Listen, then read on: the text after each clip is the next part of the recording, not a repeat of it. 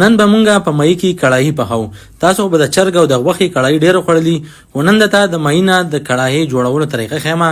څوک ورته د طبخي مئی وایي، څوک ورته تاوه پېش وایي، نو مختلف نومونه ورته خلک وایي. د دې طریقه درته ښیم چې دا څنګه پخېږي او د دې ذایقه څنګه وه او د دې ټول سیسټم په دې ویډیو کې تاسو ته موږ ښایو.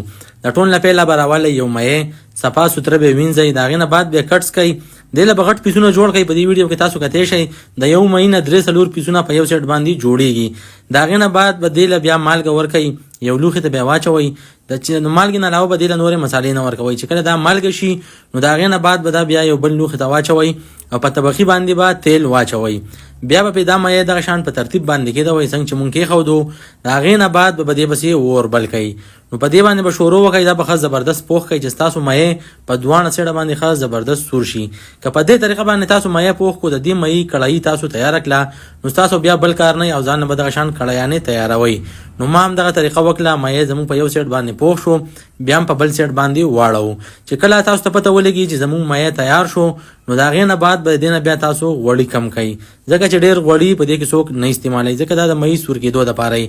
نو مئی زموږ مکمل تیار شوی او دې استاد پکې هم زموږ څخه پوره مرسته وکړه. د مئی نه غوړي کم کړه. چې کله تاسو دې نه غوړي کم کړئ، نو د هغې نه بعد به دې له په جوسر باندې ټماټر وخئ. عام ټماټر به دې ته نه ور اچوئ. نو دا تاسو کتی شئ دې ته مونږ په جوسر باندې ټماټر والیو، هغه هم دې ته ور واچوئ. دغه مکمل جوس شوي دي.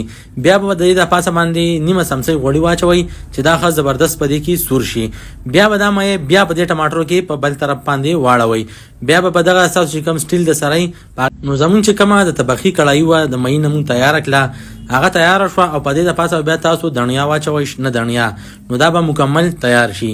که د دې مئی نن مونږ د ذایقې خبره وکړو، نو واقعي چونکې ما خو په پیل ځل وخوړو، مخکې چې ته ما د طبخي مئی نه وخوړلی په کړاهي باندې پیل ځل مې، نو واقعي چې دې ذایقه ډېره بهترینه وه.